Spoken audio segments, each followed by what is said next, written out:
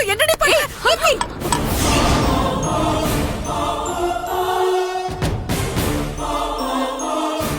நீ எல்லாம் என்ன ஜென்மம்? நினைச்சது நடக்கணும்னு வயித்துல இருக்கிற குழந்தைய கொல்ல பாக்குறியே. உன்ன மாதிரி ஒருத்திய நான் பார்த்ததே கிடையாது. நீ என்ன பத்தி என்ன வேணாலும் நினைச்சுக்கோ, எனக்கு அதெல்லாம் பத்தி ஒரு கவலையும் இல்ல. ஆனா நான் என்ன நினைச்சனோ அது நடந்தே ஆகணும். ஏ கீர்த்தி, அவங்களுக்காக நீ ஏன் இப்படி பண்ற? உனக்கு ஏதாவது ஆச்சுன்னா நான் என்னடி பண்ணுவேன்? இப்ப வருத்தப்பட்டு என்ன பண்றது? குழந்தையில இருந்து அவ மனசுல விஷத்தை ஊட்டி ஊட்டி வளர்த்தது நீங்க. அதனாலதான் விஷம் மரமா வளர்ந்து நிக்குது.